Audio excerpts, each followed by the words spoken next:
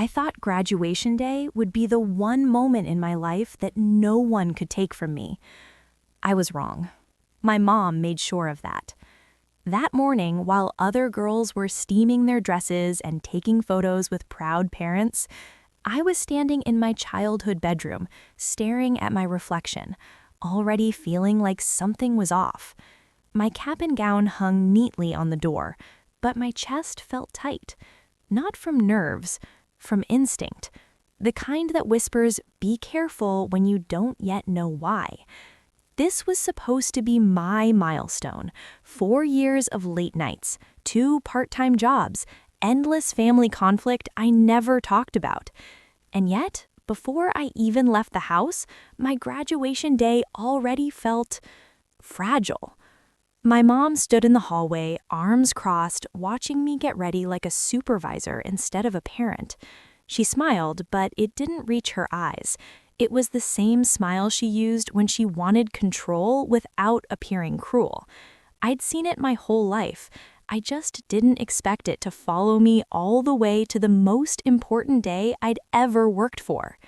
People love to say, family always wants the best for you. That's a comforting lie, because sometimes the people closest to you resent your growth more than your failure. I didn't know it yet, but this was the beginning of the most painful emotional betrayal I'd ever experienced, one that would turn my proudest achievement into a public humiliation, one that would leave me questioning whether love and sabotage could exist in the same person. And the worst part? No one else saw it happening. To everyone outside, it looked like normal school drama, a stressed parent, a sensitive daughter, just another family celebrating a graduation. But underneath that picture-perfect surface was a slow-burning resentment that had been building for years, a quiet competition I never agreed to enter, a mother who couldn't stand the idea that her daughter was finally stepping into a life she couldn't control. By the time I walked across that stage, my heart was already breaking. By the time I looked into the crowd, my milestone was already ruined, and by the end of that day, I learned a truth that changed the way I see family forever. This isn't a story about yelling or violence. It's about manipulation, about gaslighting, about how a moment meant to celebrate success can be poisoned by unresolved jealousy and power. If you've ever had a moment stolen from you by someone who was supposed to protect you, if you've ever felt your joy shrink in the presence of family conflict, then you'll understand why this school drama didn't end when the ceremony did. Because what my mom did on my graduation day didn't just hurt me, it set off a chain of events she never saw coming. And I didn't scream. I didn't fight back. I stayed quiet. That silence, it was the beginning of everything. To understand why my graduation day mattered so much, you have to understand where I came from and what it cost me to get there. I grew up in a house where love was conditional, where praise came with strings attached. My mom wasn't cruel in obvious ways. She didn't yell or hit. She controlled with disappointment, silence, and subtle comparisons. I learned early that peace came from obedience, and approval came from staying small. School was my escape, not because I was brilliant, but because it was the one place where effort actually led somewhere. While other kids went home to encouragement, I went home to scrutiny. Every grade was questioned. Every achievement was downplayed. If I succeeded, it was because she pushed me. If I struggled, it was because I wasn't grateful enough. That pattern created years of family conflict I never had the words to explain. By the time I got into college, I was exhausted, emotionally, mentally, financially. I worked evenings at a grocery store and weekends at a cafe. I paid for most of my own expenses. I learned how to survive quietly, and through it all, I kept telling myself one thing: just make it to graduation. That day wasn't just a ceremony. It was proof that I could finish something despite everything. It was my milestone. But as graduation got closer, my mom changed. At first, it was subtle. She insisted on helping plan things I hadn't asked for. She wanted control over my outfit, the guest list, even where we'd sit during the ceremony. When I tried to set boundaries, she laughed it off, said I was being dramatic, that I was creating unnecessary school drama. "You should be grateful I care," she said, and I almost believed her. Looking back, that was the beginning of the emotional betrayal, the slow shift from support to ownership, from pride to competition. She talked more about how she felt about my graduation than how I felt as a person, about what it meant for her as a mother, not for me as a person.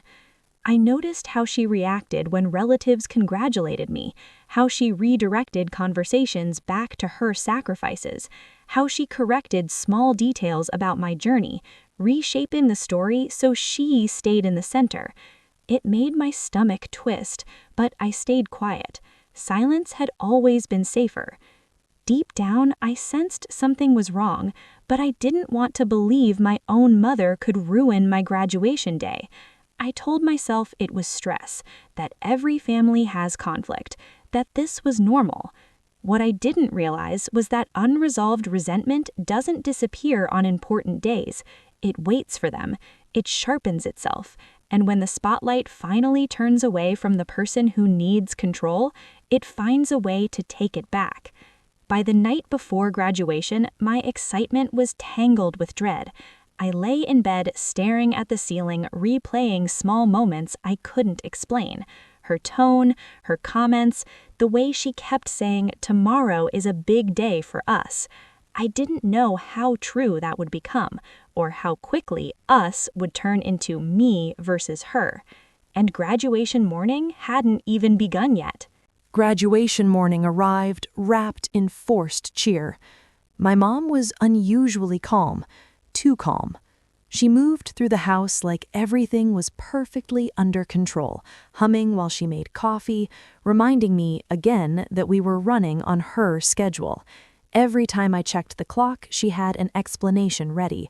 There was no urgency in her voice, only authority. "Relax," she said.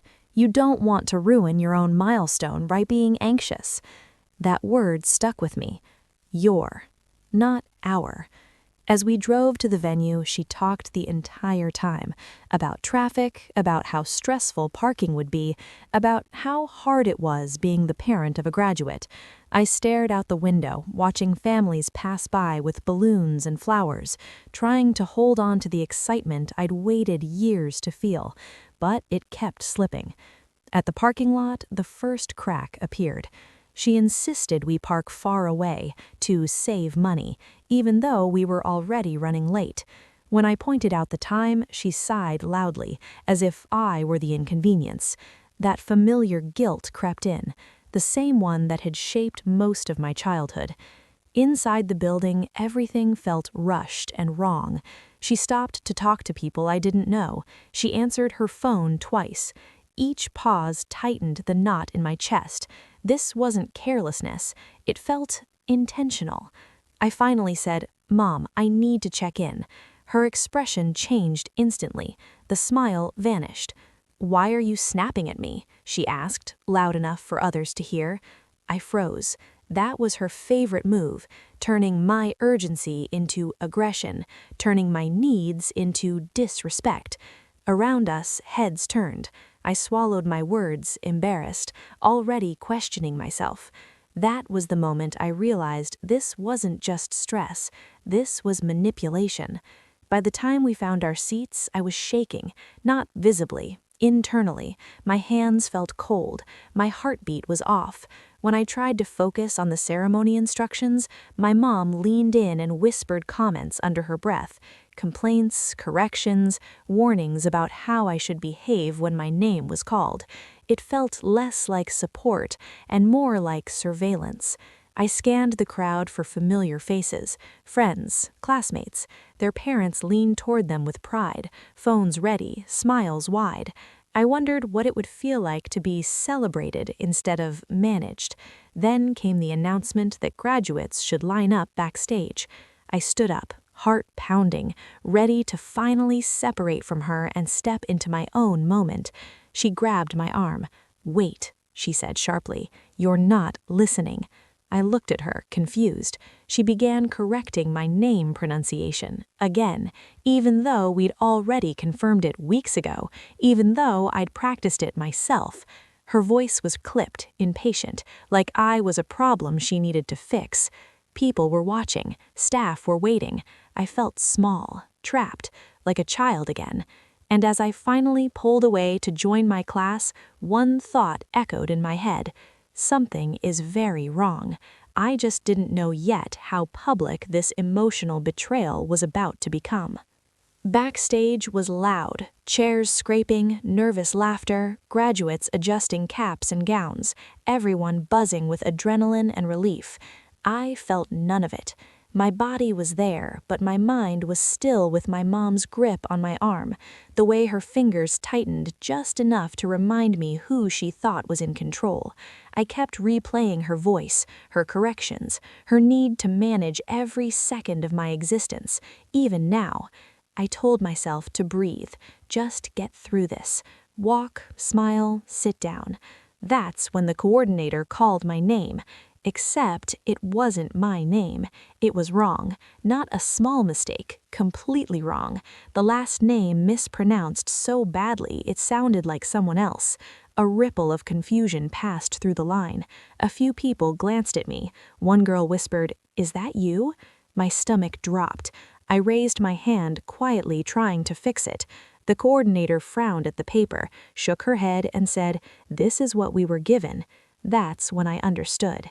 My mom had insisted on handling the paperwork. She had argued with me about the spelling. She had told me, "I know better, trust me." The truth hit me at once, sharp, heavy, unavoidable. This wasn't an accident. This was the breaking point. I felt heat rush to my face. My ears rang. All the years of family conflict, of being corrected and reshaped, of having my voice overridden, it all collapsed into this single, irreversible moment. My milestone was being erased in front of everyone. I wanted to scream. I wanted to run. Instead, I stood there frozen while they lined us up in order. There was no time to fix it, no appeal, no second chance. This was the name that would be called when I crossed the stage. I thought about my mom sitting in the audience, watching, knowing, controlling the outcome from a distance. I imagined her telling herself it was for my own good, that familiar justification she used whenever she crossed a line. When my turn came, my legs felt numb, the lights were blinding, the applause sounded distant, muffled like I was underwater. Then they said the wrong name, loud, clear, permanent. I walked anyway. Every step felt like a betrayal layered on top of another betrayal. I forced a smile that burned my cheeks. I took the diploma folder with hands that didn't feel like mine. Somewhere in the crowd I heard clapping, maybe even cheering, but none of it reached me. This was supposed to be my moment. Instead, it was my humiliation. When I stepped off the stage, the noise faded. The ceremony continued. Names blurred together, and inside me something broke quietly. There were no tears yet, no confrontation, just a hollow space where pride should have been. And as I returned to my seat, one thought settled in with terrifying clarity. She didn't just ruin my graduation day, she showed me exactly who she was. I didn't know what I was going to do next, but I knew one thing for certain. I was done begging to be seen. I didn't confront her after the ceremony. That surprised even me. When I found my mom in the crowd, she hugged me tightly, smiling for photos, acting like nothing had happened. She said the wrong name was a simple misunderstanding. She laughed it off, told relatives it was just school drama and that I was being overly sensitive. And for the first time in my life, I didn't argue. I watched her closely instead. That night, after the guests left and the house finally went quiet, I sat on my bed replaying everything. The grip on my arm, the paperwork, the confidence with which she dismissed my pain.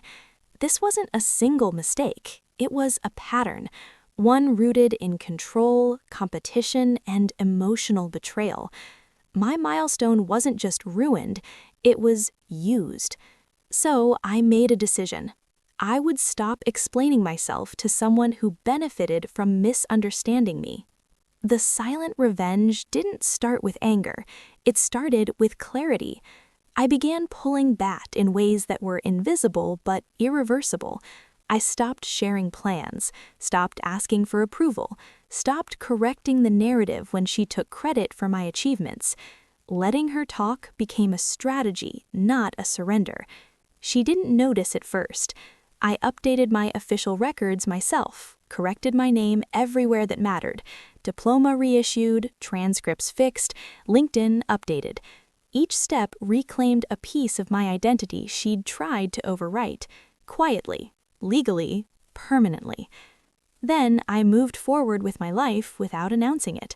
I accepted a job offer in another city, one I hadn't told her about. When she found out through a relative, she laughed nervously and said, "You should have asked me first." I smiled and said, "I already decided." That smile rattled her. The family conflict shifted. She began reaching for control that was no longer there, asking questions I didn't answer, offering advice I didn't take, criticizing choices she hadn't been invited into. And every time she tried to pull me back into the old dynamic, I stayed calm. No accusations, no emotional outbursts, no scenes. That's what made it work. Because when someone expects you to explode, your silence becomes terrifying. She started telling people she didn't understand what changed, that I was distant, ungrateful, cold. But the truth was simpler. I was done participating in a system where my joy threatened her sense of power. The school drama had ended, the emotional betrayal had been acknowledged by me, and the family conflict no longer controlled my decisions. I didn't need revenge that burned everything down. I needed one that built something better without her fingerprints on it. And while she kept telling herself she was still in control, life was quietly proving otherwise. She just didn't know it yet, but karma was already moving. Karma didn't arrive with drama. It never does. It came in the form of silence she couldn't control. A few months after graduation, my mom started noticing that people stopped asking her about me. Relatives no longer called her for updates. Friends didn't praise her for raising such a successful daughter. The story she loved to tell, the one where she was the hero, no longer had new chapters, because she wasn't part of them. When she finally asked me directly why I'd become so distant, I didn't raise my voice, I didn't list every grievance, I didn't even mention how she ruined my graduation day. I just said I needed space to grow. She didn't like that answer. Space meant she couldn't rewrite events in real time. Growth meant she wasn't in charge anymore. The shift became obvious at a family gathering when a cousin congratulated me on my new job. Before my mom could speak, I answered for myself, calmly, confidently. I didn't look at her for permission. I didn't pause for correction. She tried to interrupt. No one let her. For the first time, people saw me without her filter, and the room adjusted. Conversations flowed around her instead of through her. It was subtle, but devastating. Her authority wasn't challenged aggressively, it was simply bypassed. Later, she pulled me aside and accused me of embarrassing her. That's when I understood the final truth. She didn't regret the emotional betrayal, she regretted losing the spotlight. I told her, quietly, that my graduation was my milestone, not hers, that correcting my name afterward took time and money, that I'd felt invisible on a day meant to celebrate my work. I didn't accuse, I stated facts.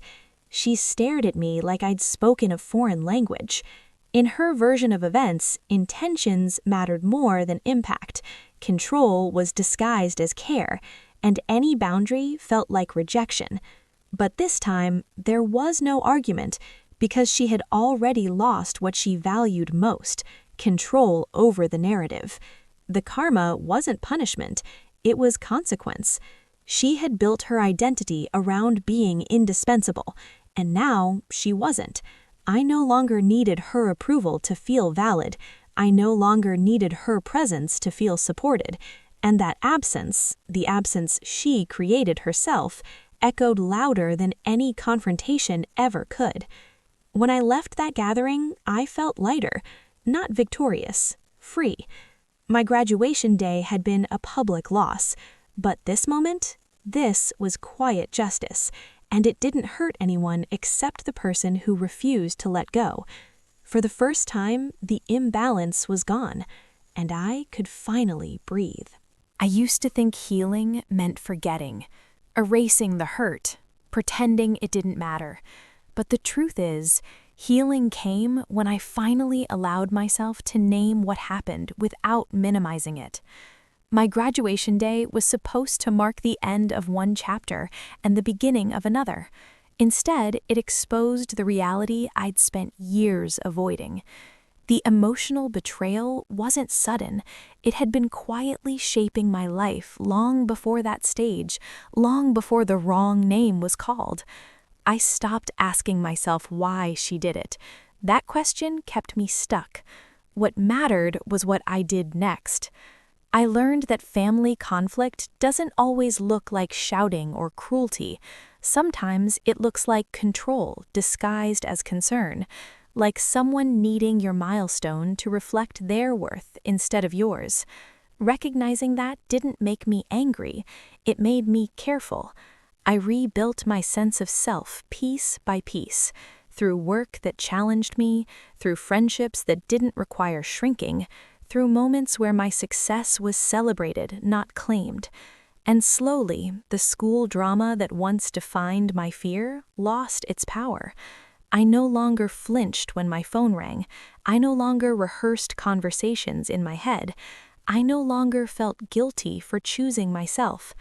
My mom and I still speak, but our relationship has boundaries now, real ones, the kind that protect instead of punish. She knows less about my life, and that's intentional, not out of spite, but out of self-respect. Some people confuse distance with cruelty. I don't.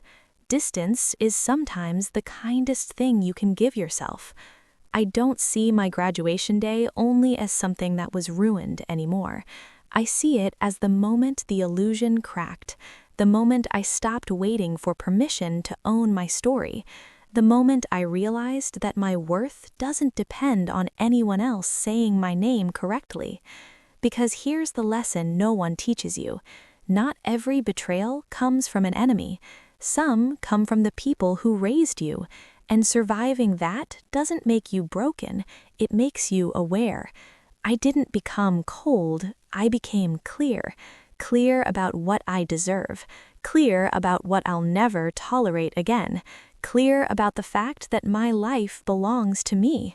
And that clarity has given me something far greater than the perfect graduation day ever could: peace. For a long time, I wondered whether I was wrong for feeling hurt. After all, nothing dramatic happened. No screaming, no scene, no obvious villain. Just a milestone ruined quietly. Just a family conflict no one else seemed to notice. Just an emotional betrayal wrapped in smiles and excuses. And maybe that's why it stayed with me for so long.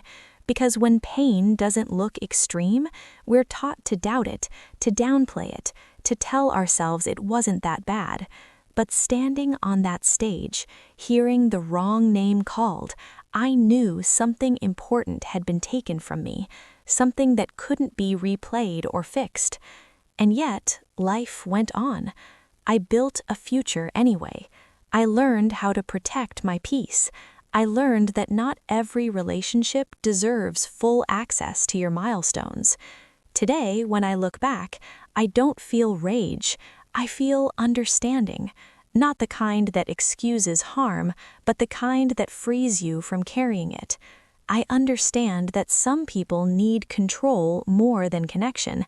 that some parents struggle when their children outgrow the roles they were assigned. And I understand that walking away emotionally doesn't mean you failed. It means you chose yourself. If you're listening to this and thinking about a moment that was supposed to be joyful but wasn't, if you've ever felt your happiness shrink because someone close to you needed the spotlight, if you've ever experienced school drama, family conflict, or emotional betrayal that no one else validated, you're not alone. Your feelings make sense, your memory matters, and your story deserves to be told correctly. I didn't get a redo on my graduation day, but I got something better. A life where my milestones are mine, where my name is spoken with respect, where I no longer have to fight to be seen. And maybe that's the real graduation. So I'll leave you with this question, one I wish I'd asked myself sooner. If someone you loved quietly took credit for your pain, if they stood in the way of your growth without ever raising their voice, if they crossed a line and never apologized, what would you do next? Would you confront them? Would you walk away? Or would you, like I did, choose silence and build a life so full that their control simply fades? I'd really like to know. What would you have done if you were in my place?